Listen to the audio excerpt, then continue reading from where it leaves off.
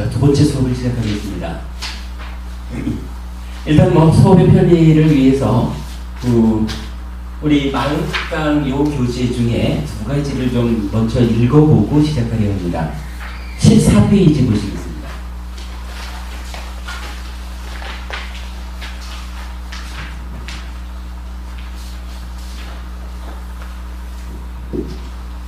주제 4. 나는 누구인가? 나는 누구인가? 삶에 대한 열정이 있다면 피할 수 없는 주제일 것입니다. 그러나 내가 누구인지 찾아 나서지 마십시오.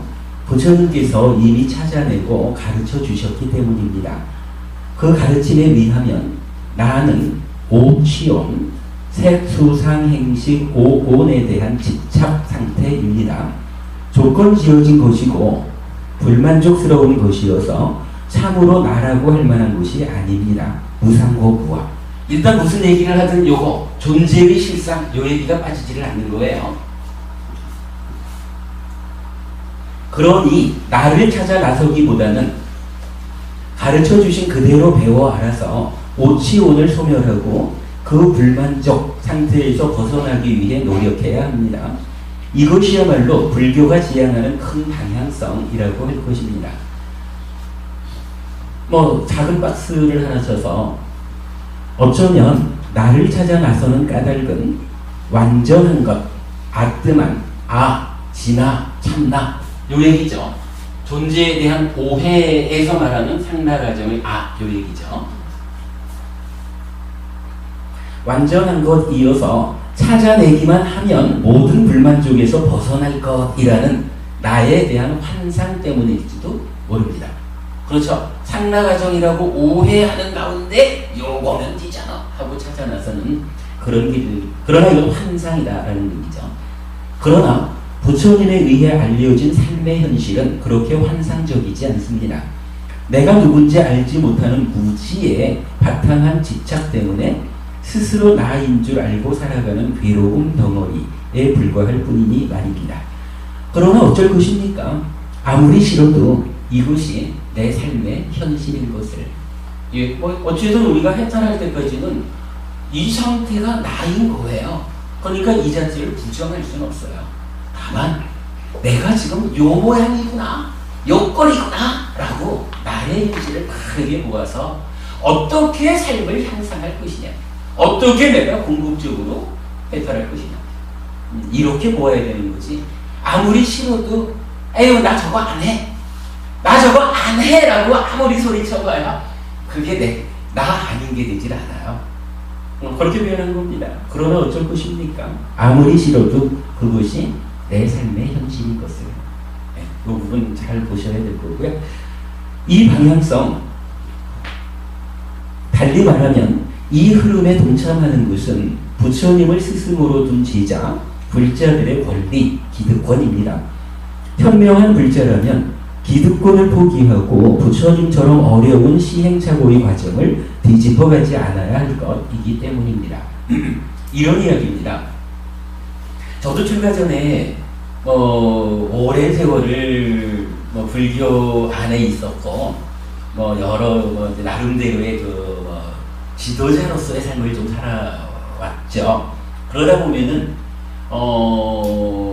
수련회 또는 철회장진 이렇게 많이 가요. 그럼 이제 가서 참선도 좀 하고 108배도 하고 그러죠. 그럴 때 보면 꼭 누군가는 108배를 하면서 나는 누구인가 나는 누구인가 이러면서 이제 절을 했죠. 그 부분을 한번 짚어본 거예요. 저기 그분이 나는 누굴까? 누굴까? 아니면 나는 무엇일까? 이렇게 말하면 어떻게 대답할 수 있을까요?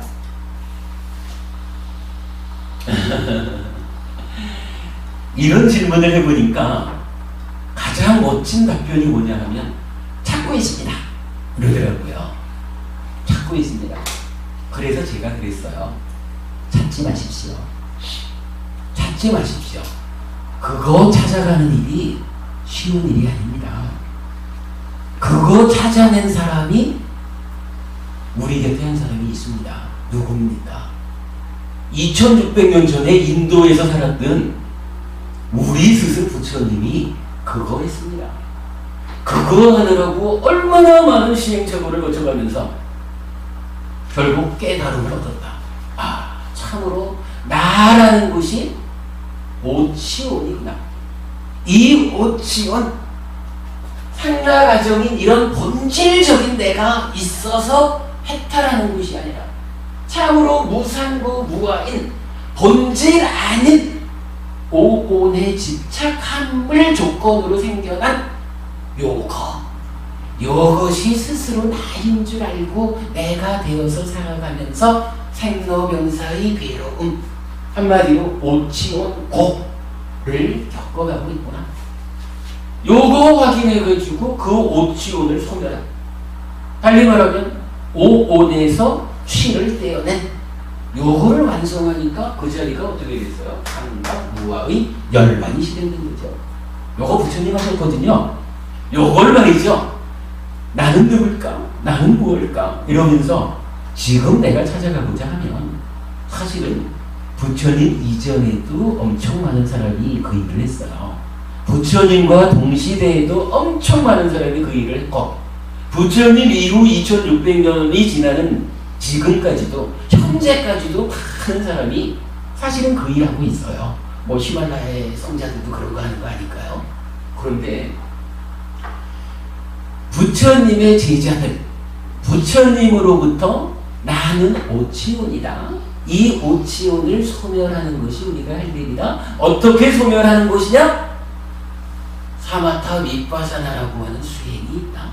뭐 이렇게 알려주신 부처님의 안내를 받아서 오치원을 소멸한 그 제자분들 말고 단 한 사람도, 그죠? 부처님 말고는 단 한 사람도 내가 누군지, 내가 무언지 요걸 찾아내지 못한 거예요. 오직 부처님만이 그걸 알아냈거든. 이거를 우리가 우리 수준에서 정말 목숨 바쳐서 수행하는 사람도 아니면서 기회 날 때마다 나는 것을 열애하는 게 과연 타당한 일입니까? 이렇게 지금 말하는 거예요. 사실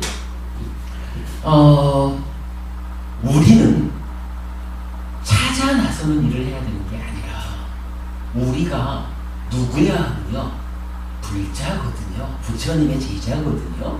부처님을 스승으로 섬기는 제자라.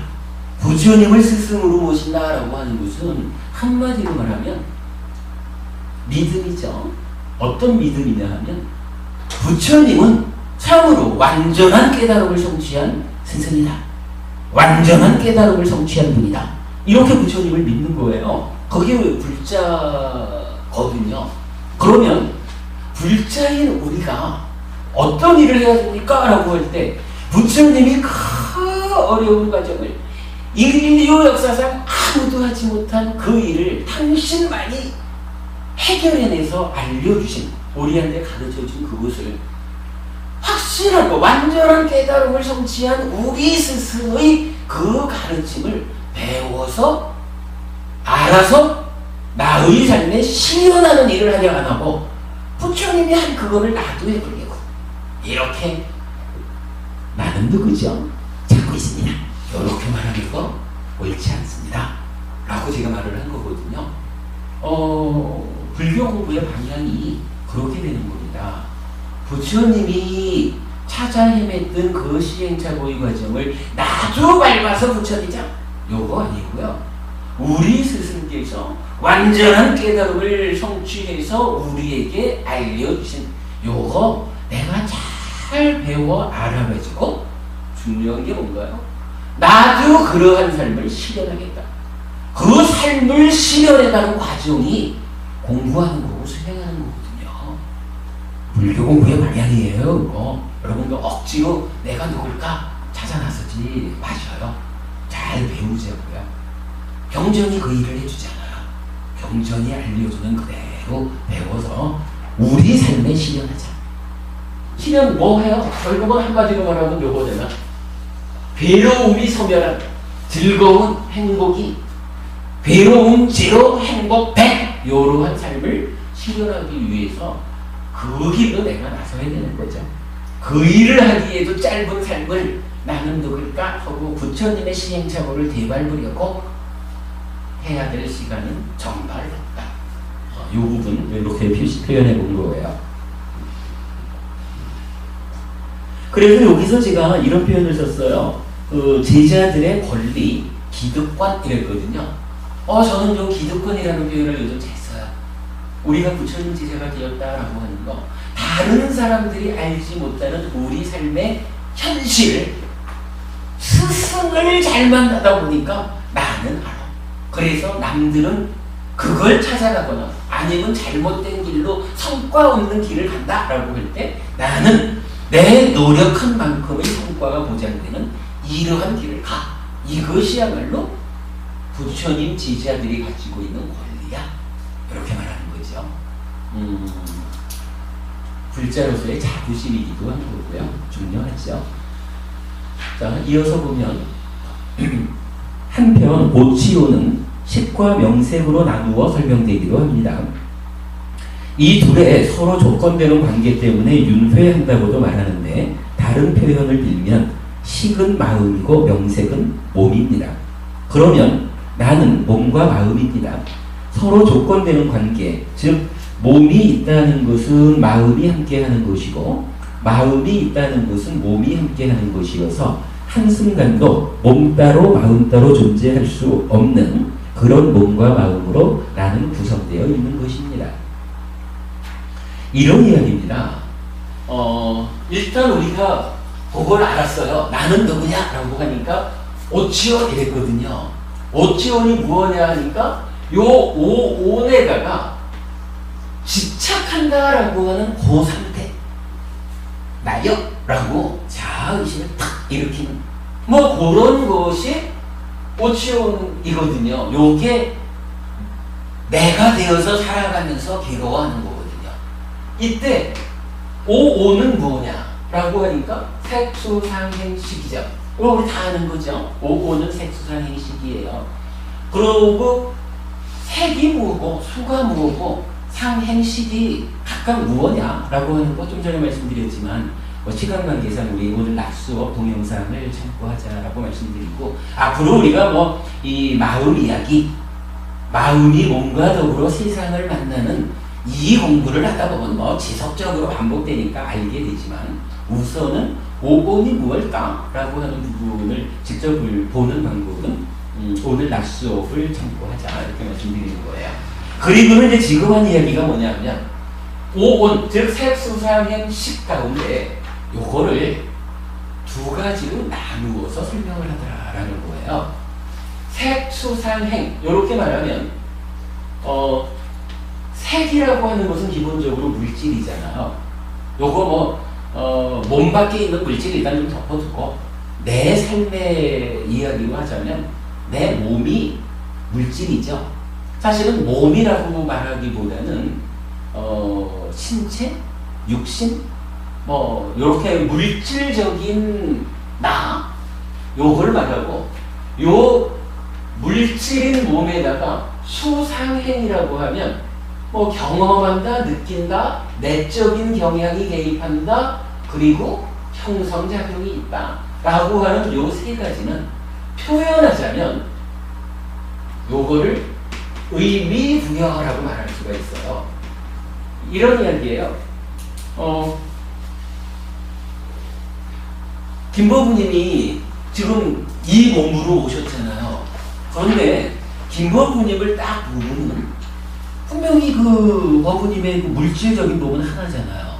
저 옆에 계신 분은 아이고 사랑하는 우리 남편, 요렇게 의미를 부여할 거예요. 저는 법부님을 어떻게 보나요? 공부하시는 우리 법부님 참 공부 잘하실 거야, 이렇게 보겠죠.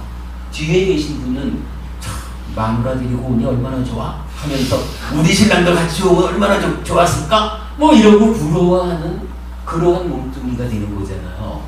표현하자면 이 물질에 각각의 의미가 보여야 된다.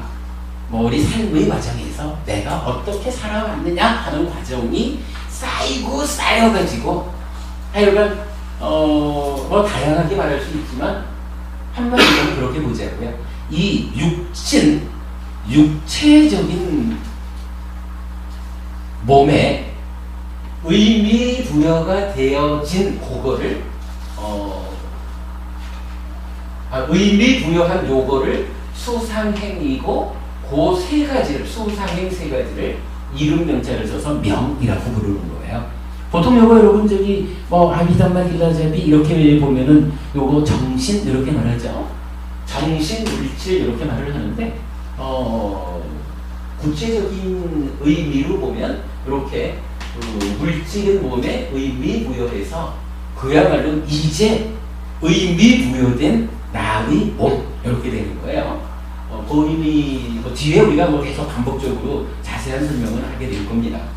그렇게 놓고 보면 요 명색이라고 하는 것은 달리 말하면 이제 몸이 되는 거예요. 실제로 그 경전 가운데 보면 우현경이라는 경전에서는 표현을 그렇게 해요. 몸과 밖의 명색 이렇게 말을 해요. 몸과 밖의 명색 이렇게 대비했다라고 하는 것은 짝을 이루는 거잖아요.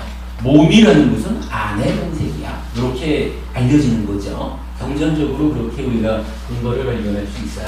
그래서 아무튼 오온이라는 것은 명색과 식으로 두 가지로 구분해서 말할 수 있고 요 구분된 것은 달리 우리가 일반적으로 쓰는 말 이렇게 보면 명색은 몸이고 식이야 설명 필요 없이 마음이죠. 그러니까 몸과 마음이 있는 거예요. 자, 오치오는 내가 살아갑니다. 이 삶의 과정이 괴로움입니다. 이거 해결합시다 라고 말하는데 이게 우리가 일상적으로 쓰는 말로 보면 몸과 마음으로 구성된 내가 있습니다. 그런 이야기죠. 그리고는 이제 이 몸과 마음이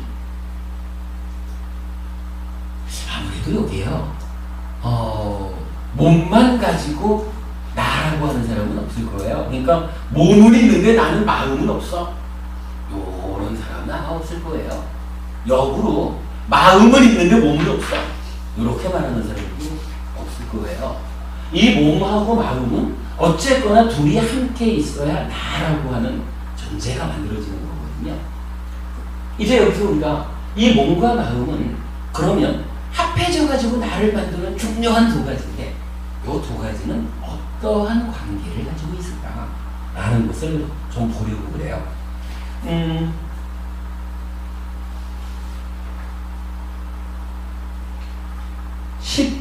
15페이지 한번 보세요.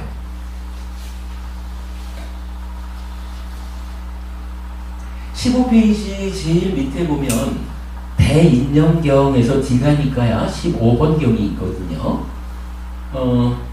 윈냐나 빠짜야 나마루pan 띠 나마루pa 빠짜야 윈냐한 띠 이래가지고 식을 조건으로 명색이 있다 이렇게 말하는 거예요. 식을 조건으로 명색이 있다. 요 얘기 뭐죠? 명색이 있으려면 식을 필요로 합니다. 요 얘기죠. 달리 말하면 식, 마음을 조건으로 몸이 있습니다. 몸이 있으려면 마음이 있어야 됩니다. 요 얘기죠. 두 번째가 명색을 조건으로 식이 있습니다. 이렇게 말하죠. 똑같죠? 식이 있으려면 명색이 있어야 돼요. 마음이 있으려면 몸이 있어야 되는 거예요. 여기 두 개가 서로 간의 조건 관계를 이뤄요. 요거 서로 조건내는 관계다. 이렇게 표현하면 되겠죠. 그래서 윤회하게 되고 제일 밑에 있습니다. 그래서 윤회하게 되고 즉 몸과 마음이 서로 조건되는 관계에 있기 때문에 이 얘기죠. 그래서 윤회하게 되고 금생 이 몸으로의 삶이 있다. 말하자면 명색과 식이 서로 조건이 되어서 지속적으로 존재하는 것이다. 이렇게 표현을 해요. 그래서 몸과 마음의 관계를 찾아보면 일단 한 가지는 서로 조건되는 겁니다. 라는 부분을 보아야 돼요. 이거 표현하자면 확인은 잘 안 되지만 유체 이탈하는 사람이 있잖아요. 그 얘기가 뭐죠? 몸은 딱 앉아있고 마음은 몸을 나가가지고 한 바퀴 돌아오는 거잖아요. 근데 이게 뭐죠? 저기 실제로 마음이 몸 두고 나갔다 왔는지 보여야 알죠. 알죠. 그죠? 보여야 알거든. 아무리 자기가 내가 유치해 있다고 사실 이건 확인은 안 되거든요. 글쎄, 이거를 불자의 기득권이라는 측면에서 보면 우리는 알 수가 있어요. 부처님은 이렇게 말하는 거라. 몸과 마음은 서로 조건이 되기 때문에 몸 따로 마음 따로 있을 수가 없어요. 유체 이탈 불가능하다. 이렇게 말하는 거예요. 하여간 몸과 마음은 서로 조건돼요. 혼자 있을 수 없어요. 그거 한 가지 우리가 분명히 알자고요. 그런가 하면 30페이지 한번 볼까요? 자, 40페이지가 되겠다.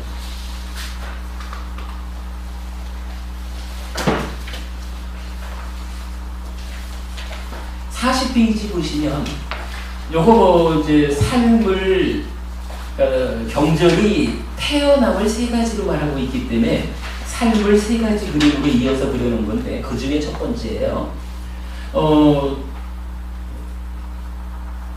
요 그림의 제일 밑에 보면 박스가 하나 있어요.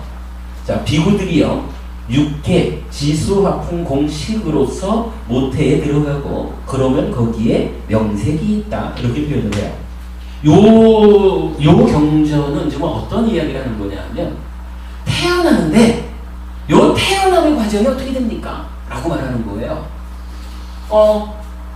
말 그대로 보면 아니지. 아직까지 배가 부르기 전이겠지. 배가 부르기 전이겠죠. 엄마의 뱃속에 제가 그림을 잘 못 그려요. 엄마의 뱃속에 육계라고 하는 상태로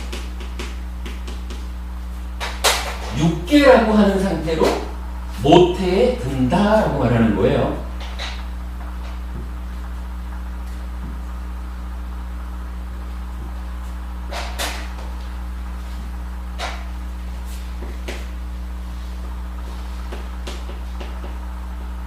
자, 육계로 엄마 뱃속에 모태에 들어와요.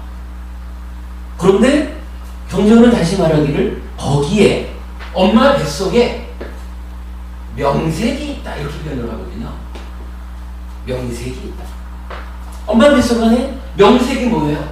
몸이잖아요.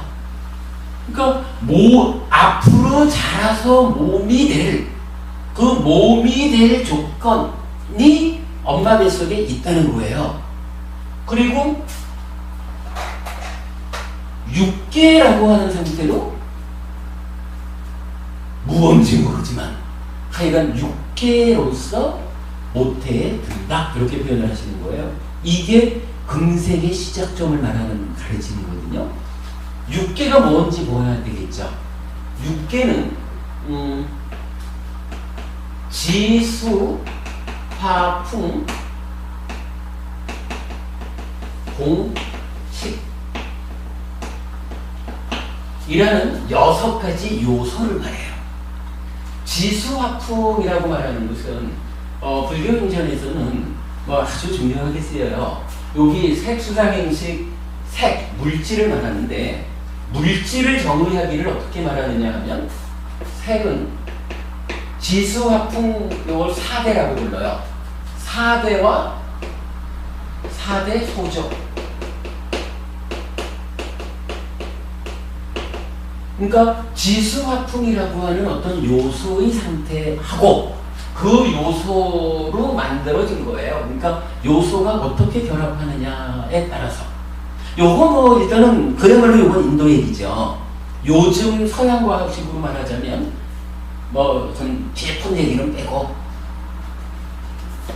수소 2개하고 산소 하나가 만나서 H2O가 됐습니다. 이렇게 말하면 요거 수소와 산소라는 요소하고 이것의 결합에 의해서 4대 소조 결합된 것으로의 H2O가 생겨났습니다. 이렇게 표현할 수 있는 거겠죠. 대략 하여간 그렇게 이해를 하시면 돼요. 물질이라는 것은 4대와 4대 소조다. 이때에 육계에서 말하면 요 지수화풍, 그러니까 땅의 성질, 물의 성질, 불의 성질, 바람의 성질 이러는 거예요. 요즘 서양과학적으로는 뭐 원자가 원자가 어떻게 결합해 있느냐를 가지고 분자라고 말하고 이 분자의 결합 상태를 가지고 또 뭐 물질을 설명하고 이래야 하지만 인도적인 설명은 그러한 어떤 뭐 원자 이렇게 접근하지 않고 그 원자의 자리에 물론 이거는 뭐 말은 조심스러워요. 왜냐면 훨씬 더 밑으로 내려가야 되는 걸 테니까 그러나 이제 비유만 하자면 그런 원자가 모여서 분자가 되고 모여서 뭐 H2O가 되는 이런 과정에서 바로 그 원자와 같은 그런 역할을 가지고 있는 게 지수화풍 해가지고 수소 대신에 수소, 산소 이런 말 대신에 지 이러면은 땅의 성질 그래서 뭐 좀 뭐 딱딱하다든가 무겁다든가 뭐 이런 성질 또 수 해서 물의 성질 그래가지고 팽창한다든가 이런 거 불의 성질 또 당연히 뭐 운동 이런 이야기죠. 바람의 성질, 움직임 뭐 이렇게 물질을 구성하는 근본 요소는 지수화풍이라는 네 가지 요소가 있다. 이 요소가 물질이고 이 요소가 어떻게 결합하느냐에 따라서 생겨나는 다양한 것들이 물질이다. 이렇게 정의하거든요. 그러니까 육계라고 말할 때 지수화풍 요거는 색, 물질을 여기서 뭐 사료 소조까지 통틀어서 말하는 거겠죠. 공이라고 하는 거는요 어떤 의미냐 하면 재밌는 비유를 해봤어요. 그 세상에서 가장 아름답다라고 하는 여인을 데려왔다고 치자고요.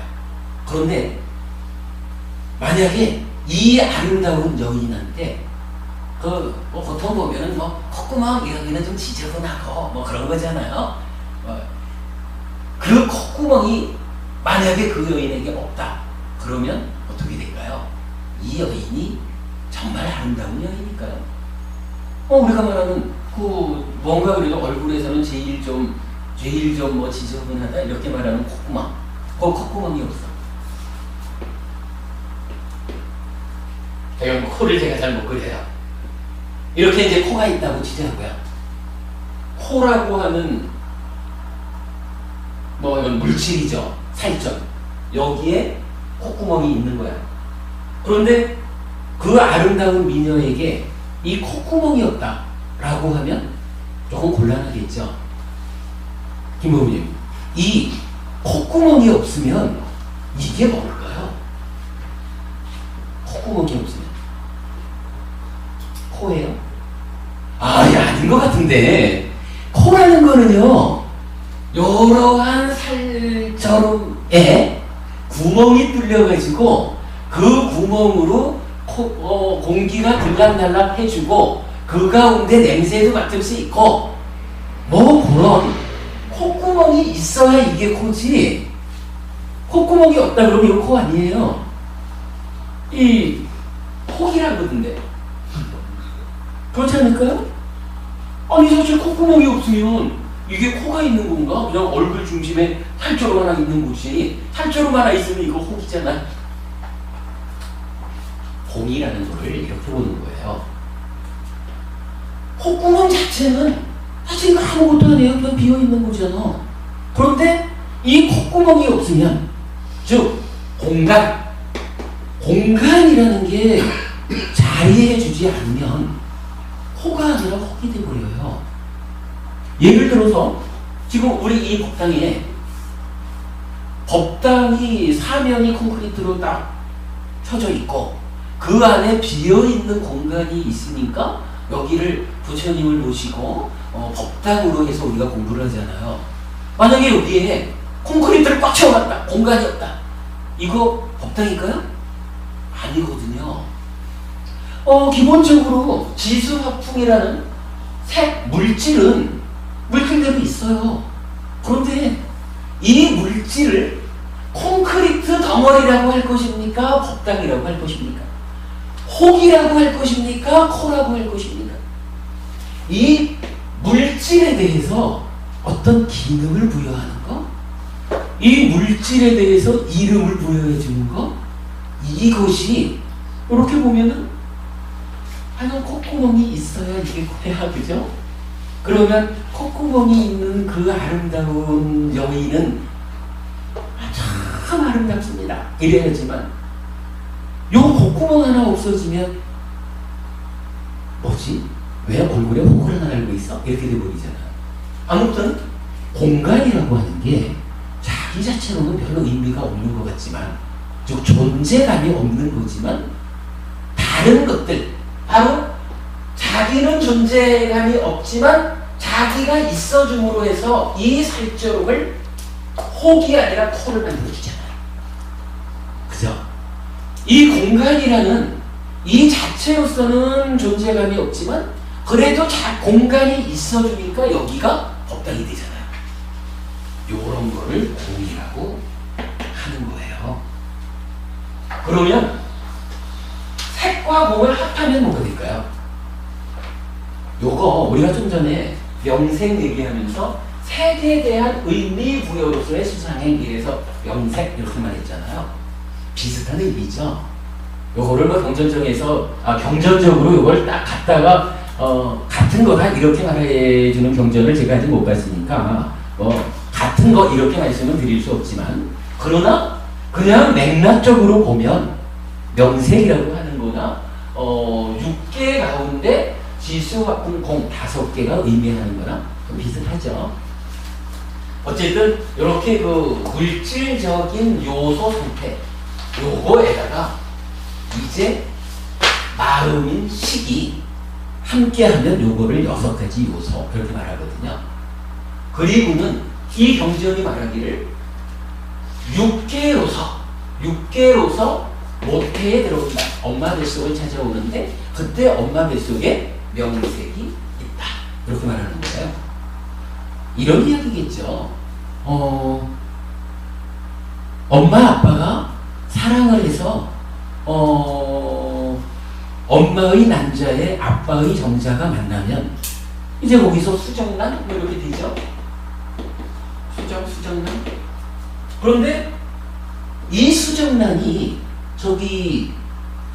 수정란이 됐다고 다 뭐라 그러죠? 자꾸 모태에 들어서 착상하는 게 아니라 돼요. 수정란이지만 착상하지 못하고 그냥 없어지는 것들이 있다 하더라고요. 그런 맥락인 것 같아요. 지금 부처님이 말씀하시는 것은 명색이 있다라고 하는 것은 일단 엄마 아빠가 사랑의 행위를 통해서 앞으로 내 자식의 몸을 구성할 호수정란을 만들어 놓은 거잖아요. 거기에 어떻게 말하면 이 안에 이미 마음이 있지 뭐 라고 한다거나, 아니면 엄마 아빠가 몸을 만들었으니까 그 안에서 마음이 생겨나겠지 뭐 이렇게 말할 수도 있겠지만, 부처님은 요 자리를 달리 설명한다는 거예요. 어떻게? 식을 포함한 6개로서 들어온다 이거예요. 딴 데서 들어오는 거죠 이거. 그 안에서 생겨나는 걸 들어온다라고 안 하거든요. 어딘가 다른 곳에서 엄마 뱃속으로 들어왔다 이거예요. 물론 이제 요 이야기는 식이 들어갔다라고 말하지 않고 6개로서 들어갔다라고 하는 이야기는 저는 이렇게 이해를 해요. 몸과 마음이 서로 조건되는 거잖아요. 그죠? 그러니까 명색과 식이 서로 조건되는 건데, 이 조건되는 관계가 엄마 뱃속에 들어갈 때까지 그 순간에도 일단 마음은 물질적인 요소와 함께 있지. 그러니까 몸을 구성하는 어떤 물질적인 요소, 지수와 공, 이것과 떨어진, 이 표현이 제가 좀 순서대로 하니까 이렇게 말하죠. 하여간 이거 어디서 와요? 그 엄마 뱃속에 들어오니까 자기 전생에서 오는 거겠죠. 자기 전생에서 살다가 죽으면 죽는 그때에 이 마음이 새로운 엄마의 뱃속에 들어오는데, 그 순간 살아있는 동안에는 몸 따로 마음 따로 있을 수 없다고 했잖아요. 그런데 요 몸 따로 마음 따로 있을 수 없는 요 현상이 죽어서 새로운 엄마의 뱃속으로 들어가는 그 시점까지도 예외가 되지 않는다. 만약 그게 예외가 된다 하면 부처님이 이 말씀을 하실 때 식이 모태에 들어오고 거기에 명색이 있다 이러면 되잖아요. 근데 부처님은 그러지 않고 이런 물질적인 것으로의 지수화풍 공을 포함해서 육회로서 들어온다 이거예요. 이거 죽어서 새로운 엄마의 뱃속으로 들어가는 그 순간조차도 물질적인 몸의 측면을 말하는 물질적인 것과 이 마음은 분리되지 않는다. 이렇게 말하는 거예요. 사실은 이게 의미하는 바가 있죠. 일단 요렇게 이제 요 얘기하면 대략 공고로 하죠. 그러면 육계로서 들어온다라는 말을 통해서 마음이 엄마 아빠의 사랑의 행위를 통해서 만들어지는 이 명색, 앞으로 몸으로 자라날 이 명색 가운데에서 마음이 생겨나는 게 아니고 마음은 어딘가 다른 곳에서 오는구나. 이렇게 보면 되겠죠. 요거 저는 요 얘기를 이렇게 표현한 거예요. 몸과 마음은 한 가지로는 서로 조건되는데 또 한 가지로 보면 뿌리를 달리해야 된다. 어떻게 뿌리를 달리하죠? 요거 우리 40페이지 그림 한번 보죠. 40페이지 그림에서 식인 마음하고 명색인 몸이 만나면 저기 둘이 만나요. 오치원이 내가 되는 거죠. 그러면 여기서 지금 태어난 다음에 오치원으로 얘기했지만 지난주에 제가 그 한 장짜리 그림을 다시 나눠드렸죠. 거기서 요거 좀 수정을 했어요.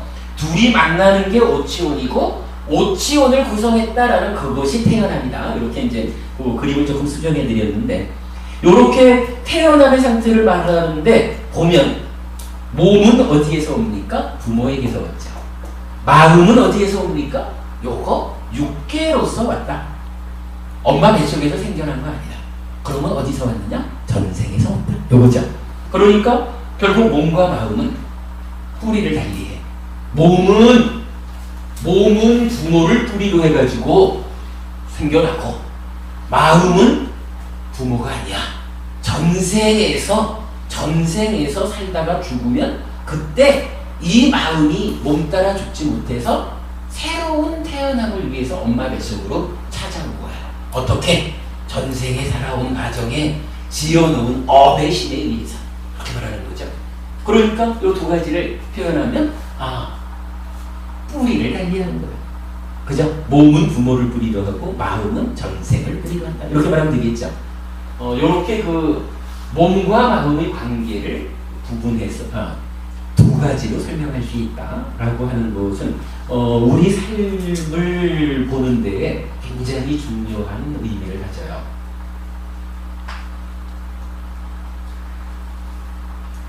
사실은 요 얘기에서 지금 그 주제를 조금 벗어나기는 하지만 제가 잠깐 시간을 내서 한마디만 좀 해볼게요. 저기 아까 그 무위에 대한 고찰이라는 자료를 드렸다 했죠. 그 자료에서 보면 노자는 무위를 어떤 의미로 썼는가 하는 것을 밝혀가는 가운데에 노자가 설명하는 진리가 있어요. 부처님은 진리가 뭐라고 해요? 고진멸도 사성제가 진리다 이렇게 말을 하는데 노자는 유구상생이라는 말로 진리를 담아요.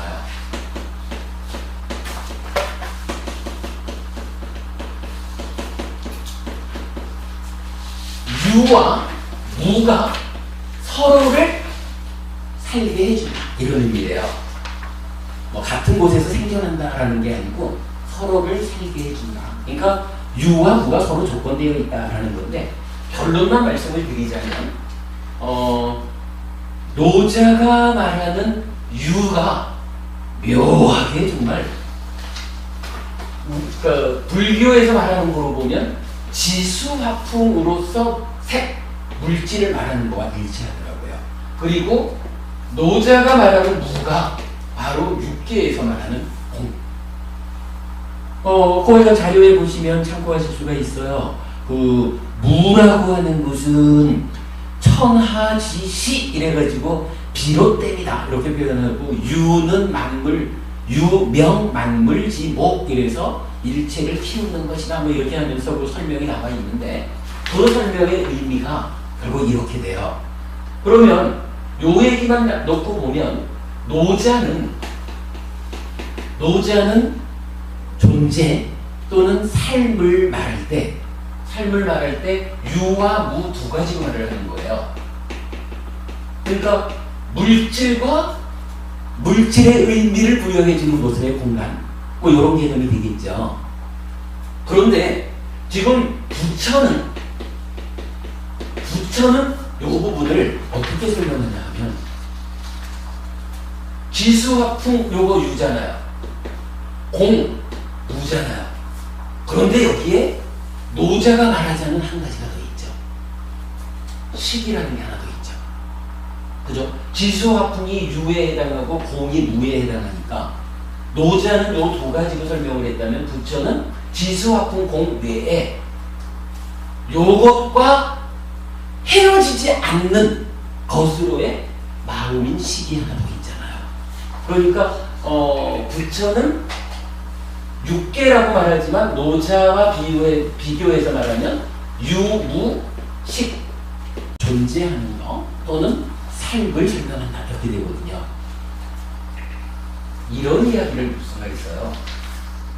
부처님은 물질적인 것, 금방 말씀드렸죠. 물질적인 것, 그 의미 부여된 곳에 마음이 하나 더 있다. 요것이 뭐 존재하는 것 아니면 우리 삶을 구성하는 거 이렇게 표현을 했다면 요거를 거꾸로 보면 노자는 마음 그런 거 없어. 마음 그런 거 없고 오직 물질적인 것으로의 유와 무 두 가지가 세상에 있지요. 존재하는 거, 삶의 모습이요. 이렇게만 한다라고 거꾸로 볼 수 있잖아요. 여기서 이 중요한 표현 하나가 나타나요. 여러분 저기 유물론이라는 말이 있죠. 유물론이 뭐죠?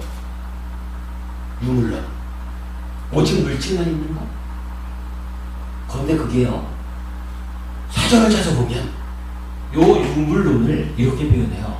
물질적인 것을 물질을 근본적인 거, 본질적인 거로 해서 마음 또는 정신이 부차적인 거, 부수적인 거로 있다 이거예요. 그러니까 이 무슨 얘기냐면 제가 말이 조심스러운 게 부처는 유무식이라고 표현을 하고 노자는 유무만 말했다. 식이 없다 이렇게 말하면 아니 그렇다고 노자께서 아무리 뭐 인간의 내적인 거 배제하고 어떤 그 자연의 근거에서 도를 세운다 이렇게 했다 해도 노자께서 말하기를 사람한테 마음이라는 건 없어 이렇게 했겠어요? 그건 아니겠죠. 당연히 마음의 이야기를 했겠죠. 그런데 유물론이라고 하는 게 뭐냐 하면 주를 물질이라고 보는 거예요. 그리고 부로 이 물질에서 비롯되는 것, 물질에서 부차적으로 생겨나는 것, 그 자리에다가 마음이 있는 거예요. 요 얘기는요, 이렇게만 할 수가 있는 거라. 우리가 어쨌든 태어나서 살잖아요. 몸과 마음으로 한평생을 살잖아요.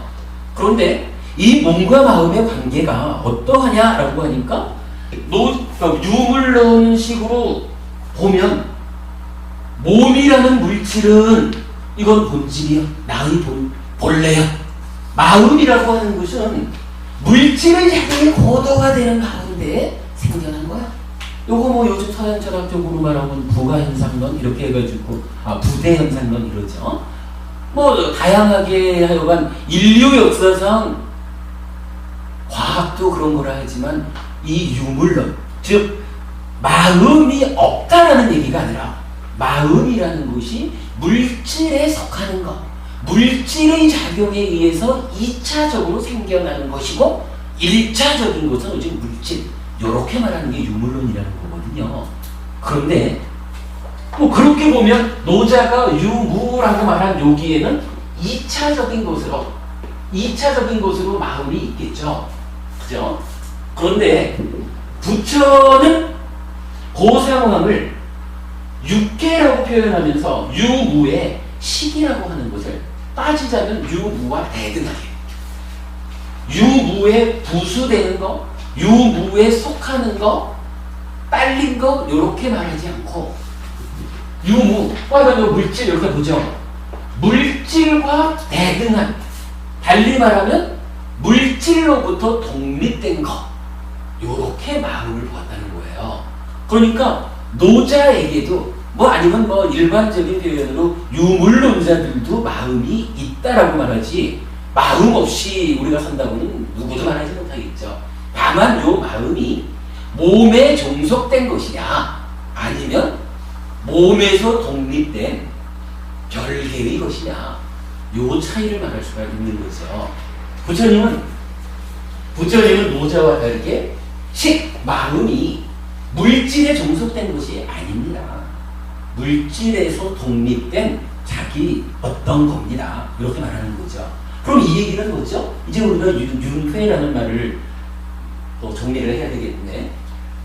이렇게 보면 유물론식으로 마음이 물질에 종속된 거다라고 하면 이런 얘기예요. 아무리 내가 그러니까 내 마음이 주인인 체 하면서 몸아 이렇게 해라 하고 몸을 부려가면서 산다고 해도 기본적으로 요 마음이 몸에서 생겨난 거거든요. 그러면 살다가 몸이 죽었어. 그러면 이 마음은 어떻게 될까요? 없어지겠죠. 몸에 속한 마음이 몸 죽으면 따라서 소멸하는 거지 뭐. 요거 다르게 말하면 무슨 얘기죠? 단멸론, 단견 이렇게 말하는 거죠. 죽으면 끝이요. 몸 죽으면 그걸로 끝나는 거지. 거기에 딴 게 있어? 윤회? 그런 거 없어. 이렇게 말하는 거죠. 그런데 지금 부처님이 말하는 요 얘기, 물질에서 독립된 것으로의 마음이 있다. 요 얘기는 뭐예요? 그거는 아니야. 마음이라는 것이 있는데 요 마음은 몸에 종속된 것이 아니에요.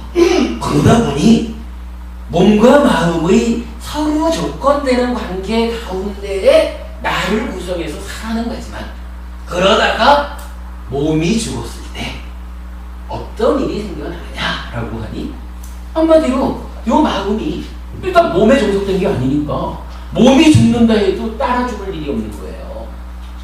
요 표현은요, 몸이 죽어도 따라 죽지 못하는 것으로의 마음이 있다는 거예요. 부처님은 육계로서 모태에 든다라는 이런 표현이 바로 이 마음이 전생의 몸과 더불어 나를 구성해서 살아왔지만 살다 보니 물질인 몸이 물질적인 특징 때문에 죽었어.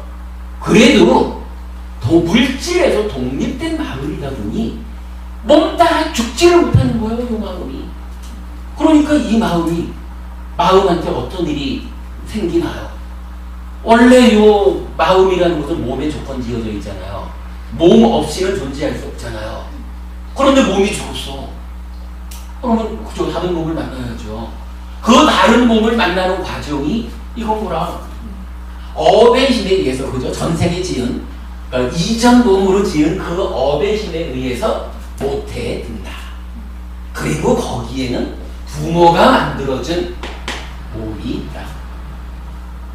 육계로서 모태에 든다, 거기에 명색이 있다라고 하는 요 한마디가 사실은 굉장히 큰 의미를 설명해 주죠. 뿌리를 달리한다라고 하는 요 말을 설명해 주죠. 이렇게 놓고 보면 이제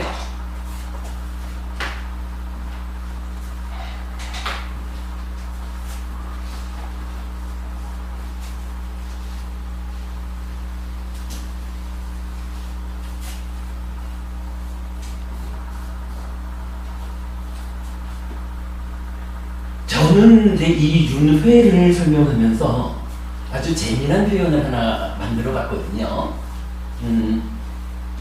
지금 우리가 이렇게 알아본 바에 의하면 몸하고 마음하고 우리 수명이 있잖아요. 수명이라고 하는 거 생전기간 이렇게 말하면 되겠죠? 몸과 마음에 생존 기간이 같습니까? 다릅니까? 몸과 마음의 생존 기간 같아요? 달라요? 네? 다르죠? 왜 다르다고 보시죠? 선생님 그렇게 말하셨습니다. 그래요. 바로 그 부분이죠. 마음이라는 게 노자의 설명과는 다르게, 유물론자들의 설명과는 다르게 부처님에 의하면 몸으로부터 독립된 거야. 그러다 보니까 몸은 물질이라고 하는 이 몸 자체의 특성 때문에 살다가 죽는 거고, 마음이라고 하는 것은 몸으로부터 독립된 거니까 마음이 가지고 있는 어떤 특성에 의해서 죽을 때까지 살아있겠죠. 그런데 우리가 지금 이렇게 보는 바로 보면 분명히 마음이 언제 죽을 것이냐라는 부분은 잘 모르는 가운데 몸 따라 죽지 않는 건 분명하잖아요. 그러니까 마음은 몸보다 오래 사는 거죠. 그러니까 어때요? 몸과 마음의 생존 기간이 다르다. 이렇게 봐야 되죠. 그러면 우리가 기본적으로 몸과 마음의 생존 기간이 같습니다 라고 말하면 이거를 뭐라고 불렀냐 하면 좀 전에 말씀하신 거지만 당멸론 이러면서 요거 윤회 없음 이렇게 본 거잖아요. 그러니까 생존 기간이 같다라는 것은 몸 죽으면 따라 죽어야 되는 거 요 얘기니까. 그런데 부처님이 알려주는 우리 삶의 현실은 그렇지 않다라는 거죠. 몸이 죽어도 마음은 육계로서 폐에 들어간다. 이래서 새로운 몸과 만나서 또한 살아간다. 이렇게 설명하시는 거잖아요. 몸과 마음의 생존 기간이 달라. 아무래도 몸보다는 마음이 더 오래 사는 거예요. 자, 몸이 100년을 산다라고 하면 이 마음은 하여간 더 오래 사는 거니까 길겠죠. 얼마나 살까? 이거 사실 잘 모르죠. 시간이 다 돼서 좀 빨리 말을 해야겠어요. 이렇게 보죠. 일단은 언제든 시작한 때부터 살았겠죠. 그죠? 시작한 때부터 살았고 언젠가 끝날 때까지 살겠죠. 부처님은 요 시작한 자리는 달리 말하면 이 사이에 얼마나 많은 몸을 반복했겠어요? 윤회가 시작된 그 자리가 결국은 마음이 태어나서 살기 시작한 그 자리가 되는 거죠. 그리고 부처님은 이렇게 말해요. 무명에 덮이고 가래에 묵혀서 중생들에게 윤회의 시작점은 드러나지 않는다. 무명이라는 것이 하나 방해를 해요. 가래라고 하는 것이 방해를 해요. 내가 아무리 여기서 언제 태어났을까라고 확인하고 싶어도 무명과 가래가 방해하는 그것 때문에 이 최초의 시작점은 알려지지 않아요.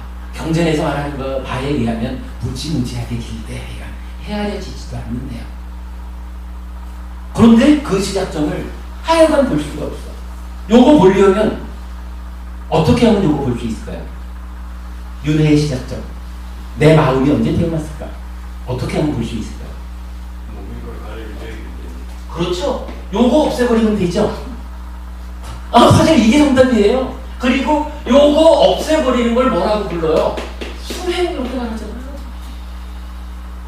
불교에서 사념처를 예비로 하지만 사마타 윗바사나라고 말하는 이 수행이 뭐 하는 거냐면 따로 무명과 가래 요거 없애버리는 거 요거 하는 거죠. 그러면 마음이 언제 생겨났을까? 언제부터 윤회했을까? 그 장면이 보인다는 거예요. 불교 수행이 언제 태어났을까? 그거 확인하러 아무리 이런 거 아니라 불교 수행이 특징이 여기서 나타나는 거예요. 수행의 방향성이 나오는 거라. 불교 수행은 어떻게 하는 겁니까? 그거 찾아 들어가지 않습니다. 무명과 가래라고 하는 요 방해꾼만 제거되면 보입니다. 그러니 내가 할 일은 무명과 가래를 제거하는 일입니다. 요게 불교 수행의 방향인 거예요.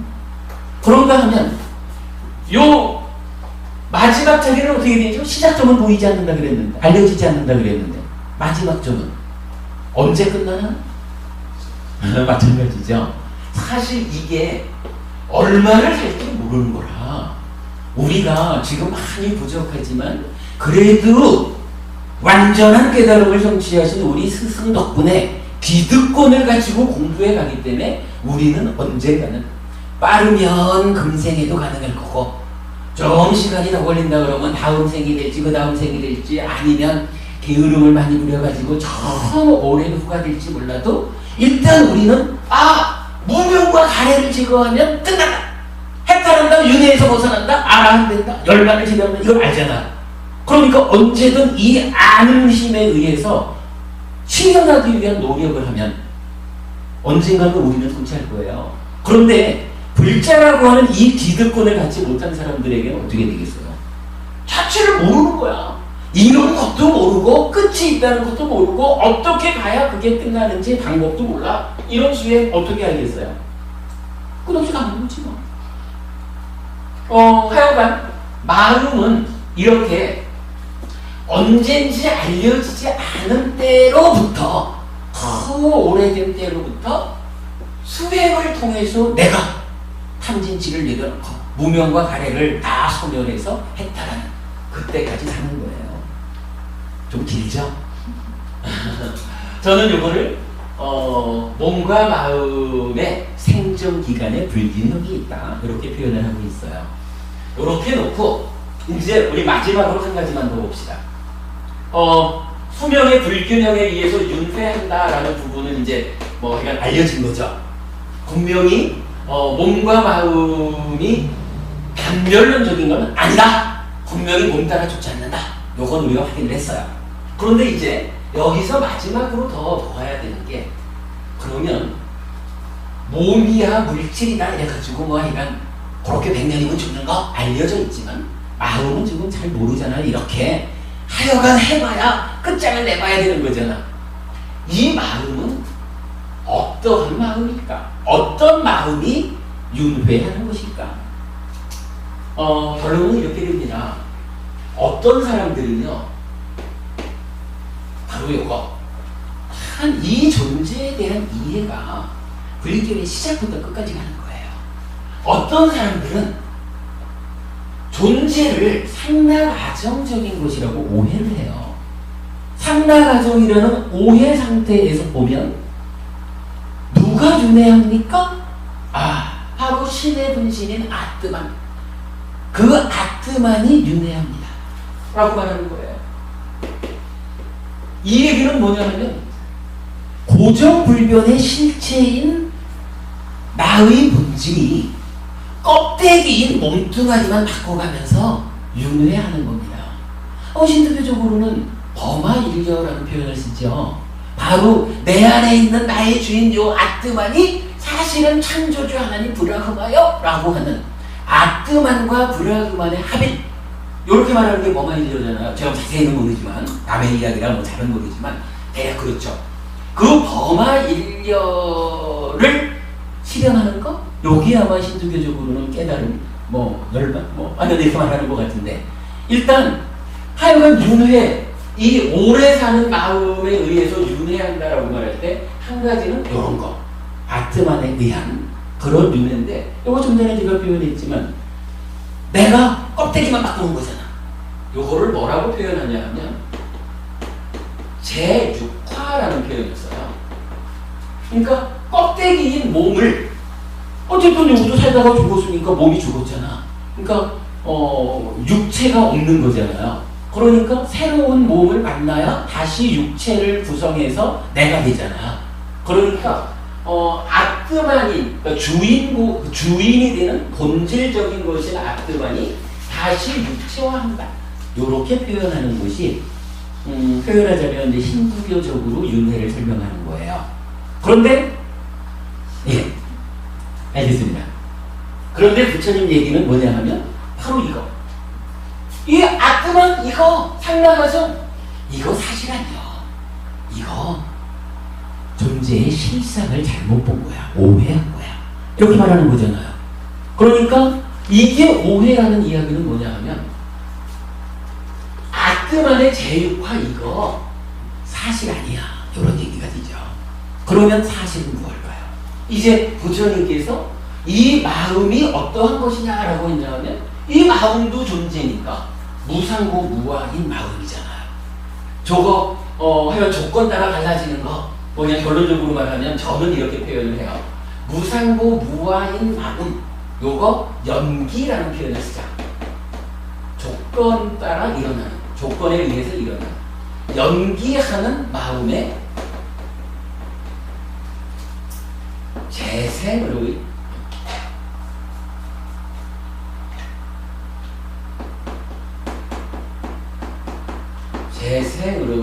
윤회, 이렇게 표현을 해요. 여기서 재생이라는 말은 뭐냐 하면 지금 우리가 이렇게 쭉 봤지만 몸과 마음이 서로 조건되고 이래서 마음이 이렇게 뭐 주인인 채를 하지만 어쨌거나 오온 중에 색수상행이라고 하는 명색이라고 하는 몸이라는 요거 없이는 나를 못 만들잖아요. 그러니까 비록 이 식이 동질성을 가지고 엄마 뱃속을 찾아 들어가기는 하지만 이제 엄마 뱃속에서 엄마가 주는 명색과 만나가지고 새로운 내가 되었다라고 하는 그 장면은 이거는 악드만이 몸 바꾸는 다시 육체화되는 이거하고는 다르게 전혀 새로운 내가 생겨나는 거라는 거예요. 물론 그렇다고 해서 전생하고 동떨어진 건 아니죠. 왜냐하면 이 식이 비록 변화하는 거지만 변화 가운데 내 마음이 전생의 마음이 그대로 온 거잖아요. 그러니까 전혀 남은 아니지만 그렇다고 해서 동일한 것도 아닌. 그래서 새로운 태어난다 라고 부처님이 설명하는 윤회를 말해요. 그래서 이렇게 결론을 해요. 연기하는 마음의 재생으로의 윤회. 이것이 부처님이 알려주는 우리 삶의 현실이다. 그렇기 때문에 우리는 이 연기한다라고 하는 여기에 주목해서 연기 아시죠? 조건이고 일어남이잖아. 조건에 의해서 생겨났다 이거니까 이제 살아가면서 비록 나는 그렇게 윤회하는 삶을 현재는 살고 있지만 그러나 지속적으로 나는 향상하는 쪽으로 조건을 가하겠다. 잘 공부하고 잘 수행해서 내 삶을 향상으로 이끌겠다. 그 향상의 끝에 끝내는 무명과 가래를 없애서 윤회를 끝장내겠다. 요게 내 삶의 현실이 연기하는 마음에 의한 재생이기 때문에 가능한 일이다. 그것을 우리가 해나가야 된다. 이렇게 말할 수 있는 거죠. 자, 일단은 그들을 하나의 그림으로 나타나는 게 어디냐 하면 이게 30페이지인가? 예, 30페이지에 삶의 현실, 연기하는 마음의 재생으로의 윤회 해가지고 나는 누구냐에서 오치오니 오온의 집착상태라든가 식과 명색이고 몸과 마음이 서로 조건되는 관계, 뿌리를 달리하는 관계 다 설명되어 있죠. 그런 상태에서 견해들이 있는 거예요. 생존기간의 균형, 윤회 없음 이렇게 말하는 견해도 있고 생존기간의 불균형해서 3세에 걸친 윤회를 한다라는 요 견해 가운데는 한쪽은 아끄마린 마음의 재육화, 힌두교적이죠. 그런 윤회에 대한 설명이 있고 또 한 가지 설명으로는 이제 연기하는 마음의 재생으로의 윤회, 조건에 의해 변화하는 이 마음 이렇게 세 가지 윤회를 윤회에 대한 세 가지 견해. 하나는 윤회 없다 말하는 거고 두 가지는 윤회 있다라고 말하는 건데 이 윤회 있다라고 말하는 두 가지 중에 마지막으로 소개된 연기하는 마음의 재생인 윤회 이것이 이제 마지막 결론이죠. 부처님께서 알려주는 우리 삶의 현실. 내 삶은 어떠한 삶입니까?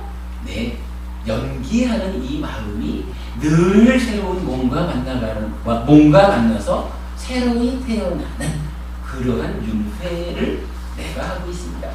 언젠가는 내가 조건을 개선해서 이 윤회를 끝장낼 것입니다. 요거죠. 요렇게 하면 오늘 수업을 마쳤습니다. 여러분 오늘 나눠드린 교재 중에 몸과 마음의 관계에 딸린 이야기가 있어요. 사실은 요거 제가 굉장히 좋아하는 글인데 요거 서로 조건된다라는 관계와 뿌리를 달리한다라는 요 두 개의 관계를 가지고 기본적으로 서로 조건이 된다. 한순간도 떨어져 있을 수 없다. 심지어는 새 엄마의 뱃속에 들어가는 그때까지도 물질적 요소와 함께한다.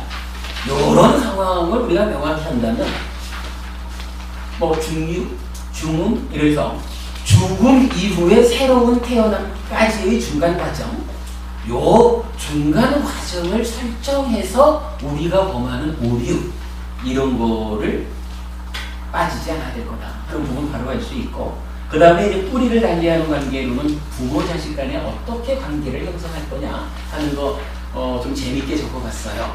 오늘 낮 수업에서는 사실 이 얘기를 충분히 좀 했었는데 참고하시면 도움이 될 거고, 하여간 서로 조건이 되는 관계로서는 그 삶의 뭐랄까 어떤 그 어리석음 때문에 흔들리지 않아야 된다라는 측면이고, 뿌리를 달리하는 관계라는 부분은 바르게 보면 자식 때문에 속상할 일이 안 생겨요. 부모 때문에 속상할 일이 안 생겨요. 부모 자식이 함께 하나의 가족이 되어가지고 저쪽에 있는 가족과의 경쟁력에 우위를 확보하게 돼요.